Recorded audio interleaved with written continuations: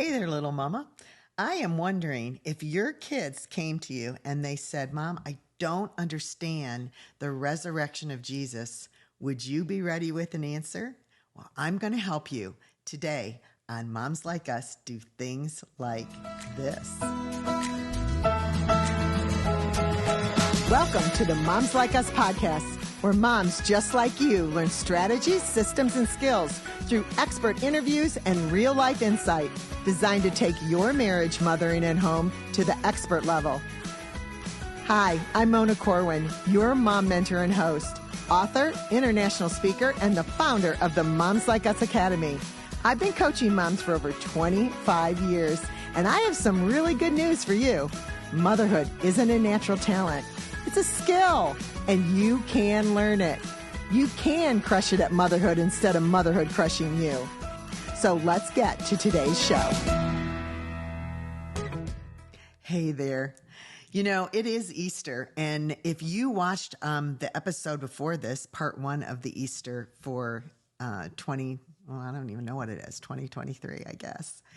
We wanted to be able to equip you with good things to do with your kids for the holidays. Now, my co-host, Amy, she and I did part one of this series to help you with your younger kids, find things to do. And we had a great conversation about what goes on in our homes and in the hearts of our children through this Easter time. And I hope you'll go back and listen to it. There was a lot of really good information, and there was also a great PDF for you to download.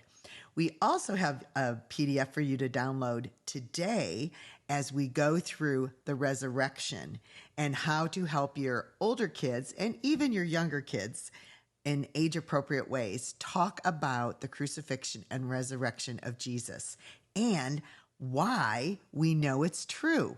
Number one, we have scripture to help us. So we're talking about the prophecies of Jesus in our own Bibles that you can look up, and it will verify the things that were happening in the New Testament that are also recorded in our Bible. All right, we don't have to go through and have blind faith. God wants us to be able to ask questions and to be able to get those questions answered. So never be afraid to ask questions. And you should tell your children that too. God likes us to answer questions because guess what? He has all the answers. Yes, he does.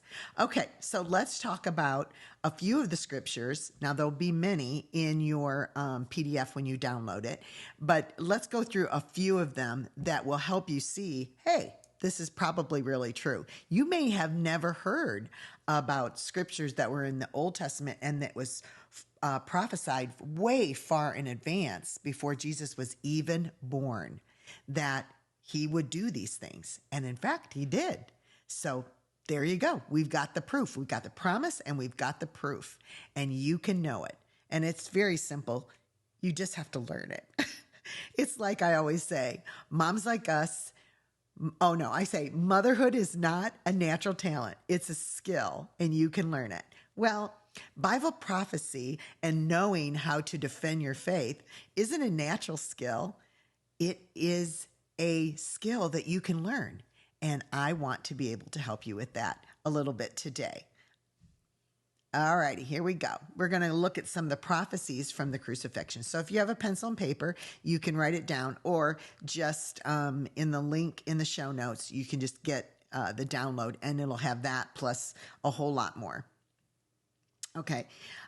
In Exodus 12:4 and Numbers 9:12, none of Jesus's bones would be broken. And in fact, the New Testament tells us that none of his bones were broken. It was normal in crucifixion times to break the person's legs to make the crucifixion even worse for the person and die quicker when they saw that it was pretty much done. But Jesus's bones were not broke. Isn't that cool? In Leviticus, it said that he would die and pour out his blood for the atonement of our sins. And in fact, that is exactly what happened.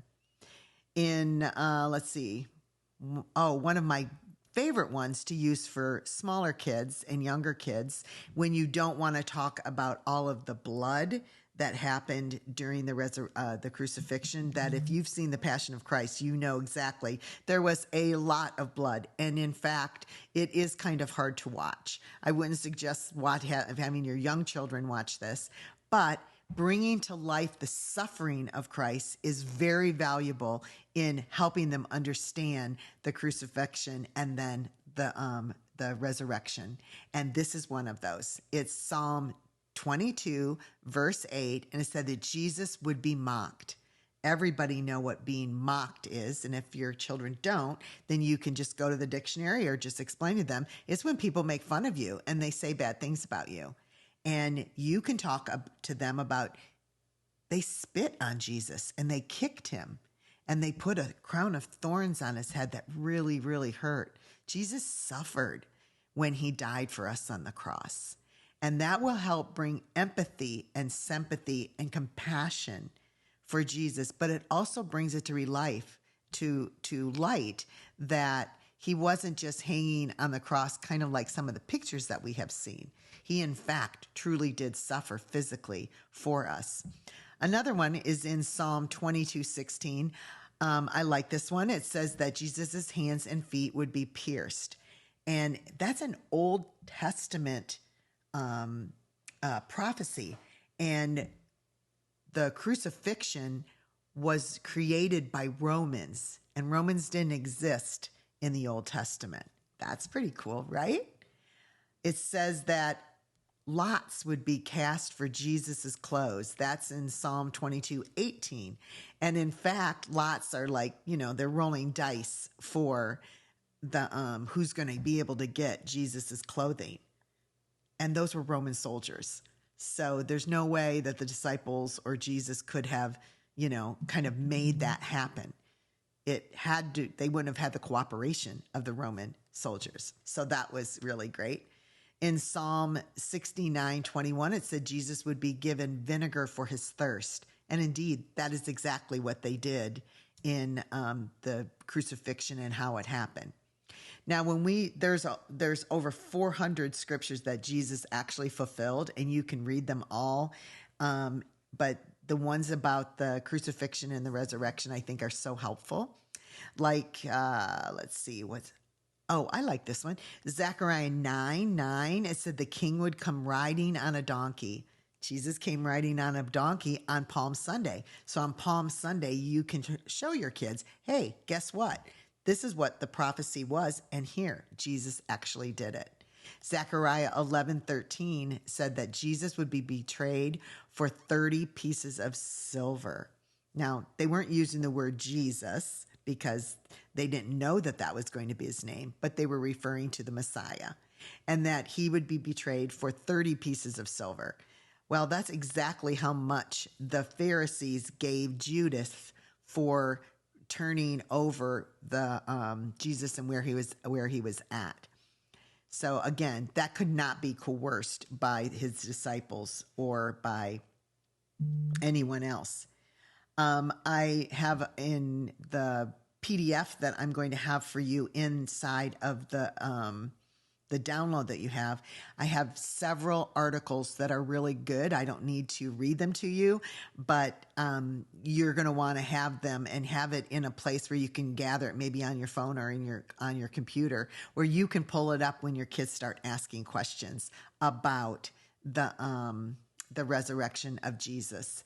And one of those, I'm just going to go over real quickly, is that there's a dozen evidences for the resurrection of Jesus. In fact, it's like the empty tomb. The tomb was empty. And, people will say, oh, well, they stole the body. Well, they couldn't have stolen the body because they could not have removed the stone. And when you understand the times that they were living in, the stone was huge, and it really did roll in front of tombs in a kind of like graveyard in an area where the tombs were. And what they did was they have all the tombs kind of ready, and the big stone was kind of rolled up a little hill and wedged in like a door stopper, kind of a rock stopper. And then that would be removed and it would roll down after the body has in there and seal it off. And it was to seal it off from animals or thieves or anything like that. So the purpose of the stone was to keep people out. And in fact, they were very, very careful about it being in place. So just knowing that, it's a really great thing to be able to tell your kids, did you know that stone was really big? You might even be able to go on to the internet and find a photograph of what those tombs look like. It is so interesting to be able to communicate to your kids that this was real. This was not just a story. This happened to real people that were living every day, just like we live every day. We don't know what's going to happen tomorrow. Well, they didn't know what was going to happen in their tomorrow. And we have a record of it, but we also have historical stuff to show that, in fact, Jesus did live and he did die and he did rise from the dead.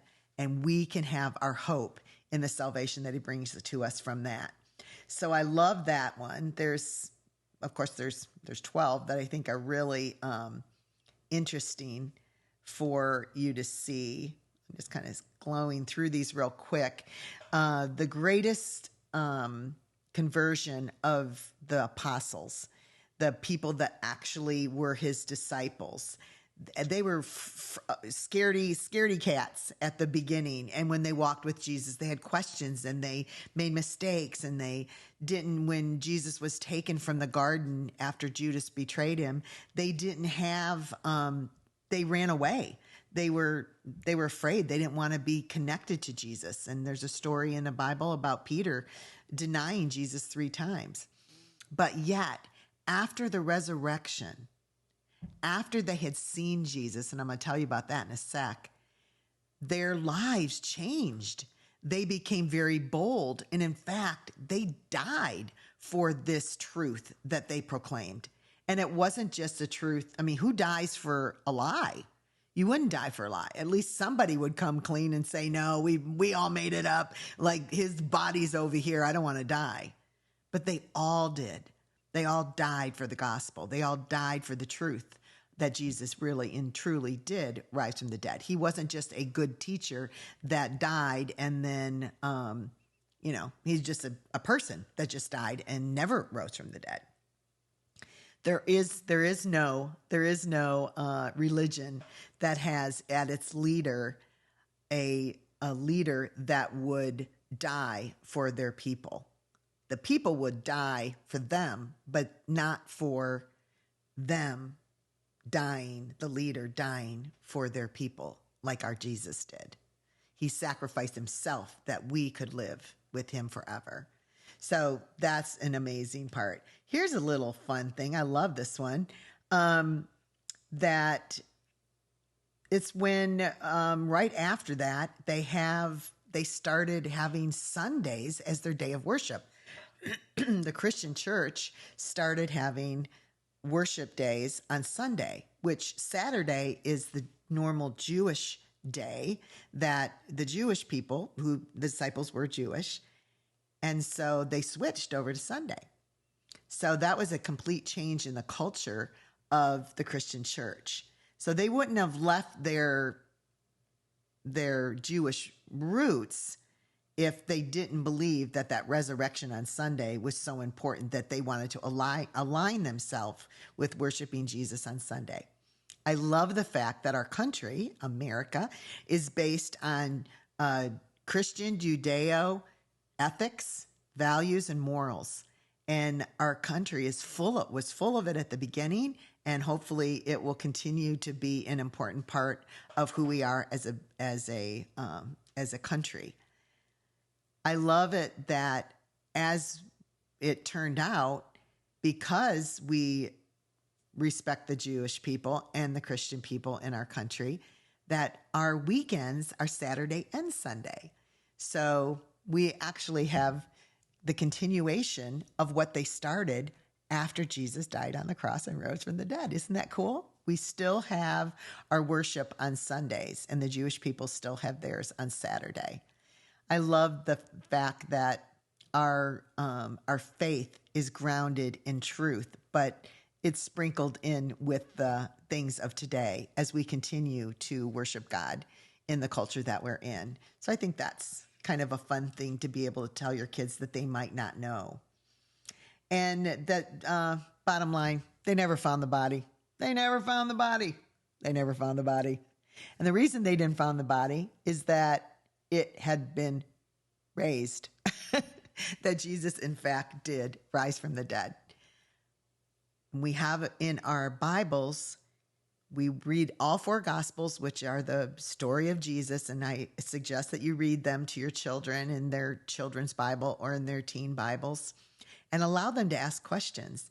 I never realized until I was like 28 years old that Acts, the very first chapter in Acts, tells that Jesus not only rose from the dead, but that he walked the earth for 40 days. Well, I kind of wish somebody would have told me that when I was growing up. I might not have had as many questions. But it wasn't just that he walked around for 40 days. He, in fact, was teaching, and over 400 people saw him. So in that time and that small area of the world, somebody would have said, that's not really Jesus. But in fact, they were coming to see him and learning from him. And those were eyewitnesses of the crucifixion. Now, if you were in a court of law, wouldn't you say that's pretty good proof? We need to be ready with a reason. We need to have a reason for our faith that we hold on to. You can know for sure, what Jesus has done for us. We don't need to just kind of wing it with vacation Bible stories as parents, because we are the disciple makers. Our children are with us all the time throughout their lives. And as we allow the ups and downs and the goings and the comings of our day, we have an ability to sow in truth to them and allow their questions to come. And if we don't know something, then say, hey, let's look it up. Sometimes it's kind of hard to find on the internet, who can we trust? So that's why this PDF that I have for you to download, it's a good resource to have trusted sites and trusted information, and several books on there that will help you in your equipping to know what the truth is about Jesus' resurrection and his crucifixion. So I hope this has been helpful for you in this time of Easter, where questions are going to be asked. And if your children don't have questions, maybe you can just share some of these cool facts, and it will start a conversation that will be equipping them. Because we don't need for the world to tell them what is true and what isn't, because we know truth. And truth is Jesus and his word and what God has for us. Because truth will set you free. That's what we're told in our New Testament. But it isn't your truth or your own truth or what you think is truth. It's the truth of what God says. It's the truth that saves. It's the truth that would climb up on a cross and die for you. That's the kind of truth that will save you. And so we want our kids to have it, and we want them to have knowledge of this truth and an in-depth knowledge of it also. All right, that's all. I am so glad that you joined us on Moms Like Us Do Things Like This. And basically, Moms Like Us, we got to do things like this, and we can. And I hope you'll feel equipped today from this short series that we had on Easter and talking to your kids about the resurrection and crucifixion of Jesus. All right, we'll see you next time when we will do all of this again, and you can join us because I want you there when we do. Bye for now.